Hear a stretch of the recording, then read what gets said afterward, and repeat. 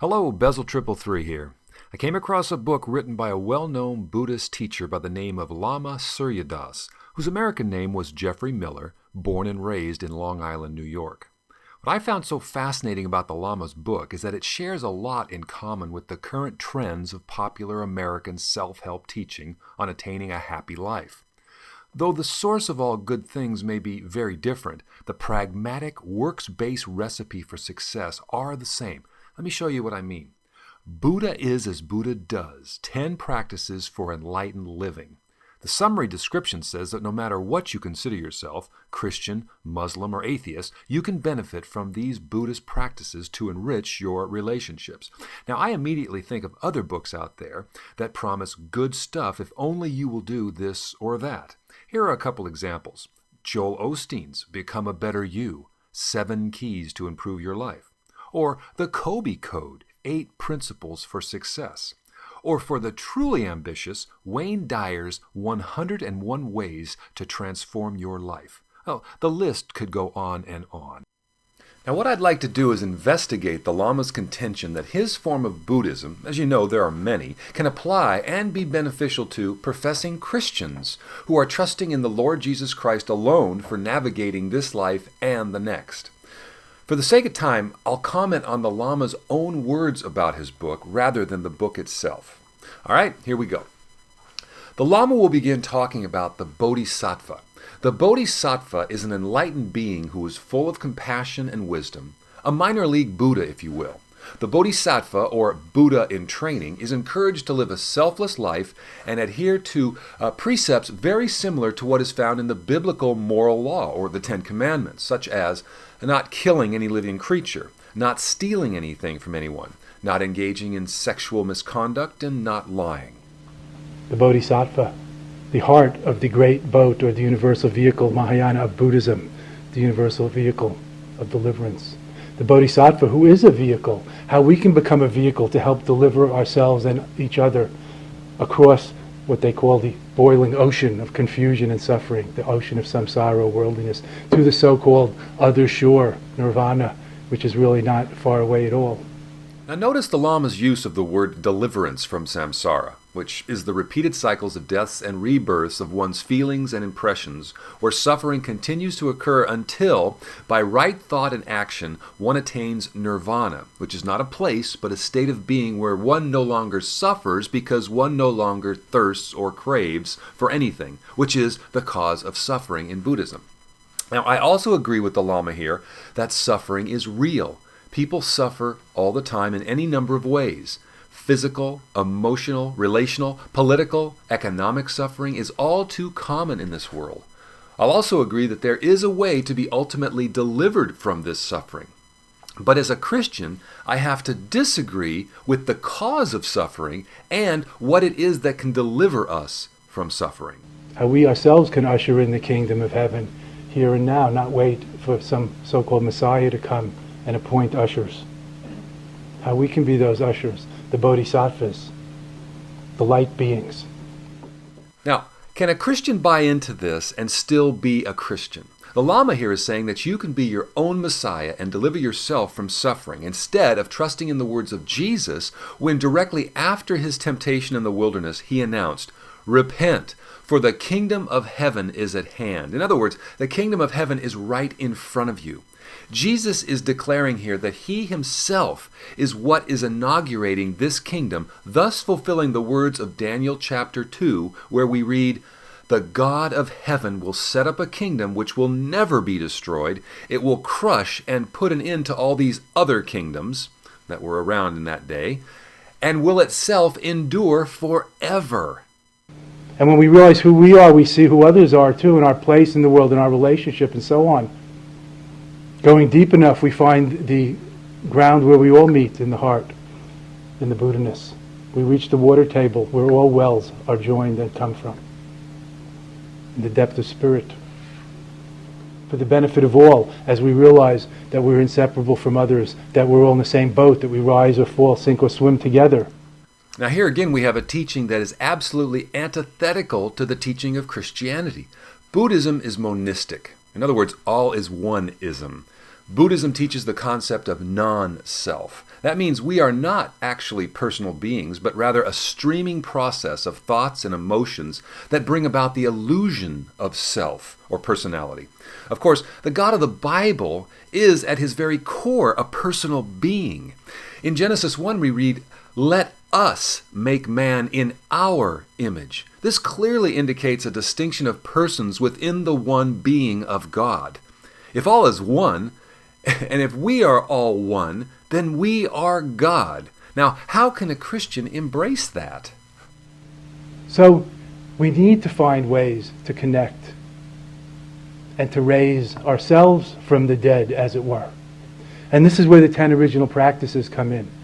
The Buddha taught that if anybody can become as enlightened as he did, male or female, young or old, literate or illiterate, let me go further, Buddhist or otherwise, by taking on some of these practices. The Lama is using the phrase raising ourselves from the dead as a metaphor to describe becoming enlightened through self-effort of adhering to certain moral and meditative practices. Practices such as generosity, ethical self-discipline, patience, and awareness, all of which are good characteristics to cultivate. But from a Christian point of view, these practices, positive as they may be, will not deliver you from suffering, which the Bible teaches comes not from greed, aversion, or delusion, which are only symptoms, but rather from our sin. In other words, disobedience towards our Creator. No amount of self-effort or good works can deliver a human being from the consequences of sin. This shows another point of divergence between Buddhism and Christianity. Practices, friends, not beliefs or dogmas, practices. Buddhism is about what we do, not what we believe. It's a way of enlightened living. Now, I'm going to have to disagree with the Lama here, okay? Because the Dharma, the principles of Buddhism he is relating here, is dogma. He is teaching self-salvation by self-effort as a way to self-enlightenment. Now, that's kind of ironic in light of the fact that Buddhism teaches non-self. Realize that Buddhism nowhere insists that you believe all this. It's kind of elastic. You can take what you want and reject what you want. But if you want to become enlightened, this is what is required.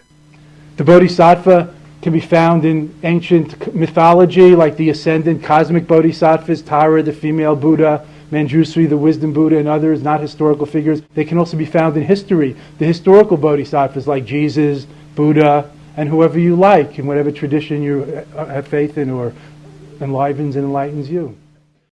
Now, if everything else the Lama has said about self-deliverance and enlightenment through meditation and specific practices could somehow be blended with the teachings of true Christianity, which of course they can't, this one would be the ultimate showstopper. You see, the Christian claim is unique among every other religion and philosophy in existence. Christianity claims that the one true and living God who created the universe and all that is in it out of nothing by the power of his word at a certain time in human history became a human being in the person of Jesus of Nazareth. And the Lama has helped my case here in providing the foundation for the reliability of the primary source documents about Jesus known as the Gospels. Listen to what he says. Coming from oral tradition of ancient times, things were memorized, so there were mnemonic devices like lists, like rhyme, like meter, and so forth. The four Gospels and the rest of the New Testament documents, which are reliable if you're just willing to do the research, proclaim Jesus as utterly unique, unlike any other prophet, teacher, or guru. Now, I know that non-Christians love to take a few statements of Jesus out of context and try to make it seem like he is simply an enlightened way-shower. Things such as, "You are the light of the world," or "The kingdom of heaven is within you." However, when taken with the many "I am" statements that Jesus made, like "I am the door," "I am the good shepherd," I am the light of the world. I am the bread of life. I am the resurrection and the life. We can see that Jesus is claiming something much more than simply being one wayshower among many.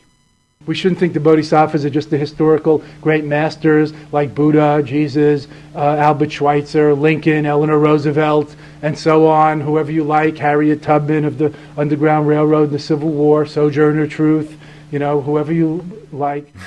Okay, take the word worship, for example. The most common use of the word worship is to offer humble reverence to God. Did the Buddha ever receive worship? How about Albert Schweitzer or Abraham Lincoln? But Jesus was not only worshipped by his followers, he received it. In Matthew 14, after Jesus had calmed the storm, we read, "And they got into the boat, and the wind stopped. And those who were in the boat worshipped Jesus, saying, 'You are certainly God's Son.'" Or in John chapter 9, after Jesus had restored the sight of a blind man, we read, "And the blind man said, 'Lord, I believe,' and he worshipped him." You see, Jesus is either God in human flesh, or the Gospels are utter blasphemy. But it takes action and practice. But we're not all meditators and contemplatives or philosophers. Some of us like to get there by good deeds, and we should. Thus generosity and patience, effort, humility, skillful means, method, and so forth are required. Right speech, right action, right livelihood, all the Buddhist buzzwords, the Buddhist virtues and practices. And this really is the crux of the matter. From the Bible's perspective, salvation, or getting there, as the Lama says, by good deeds or good works, is exactly the opposite of what Christianity is saying. In fact, Christianity teaches that salvation from sin and suffering by good works is downright deadly. Trusting in Jesus alone, his life lived for sinners, his death dying in the place of sinners, is the only way of deliverance from sin, death, and suffering. A question and answer from a 16th century Reformation document brings my point into bold relief, for it summarizes and relates the very essence of deliverance according to Christianity. Question 60. How are you righteous before God?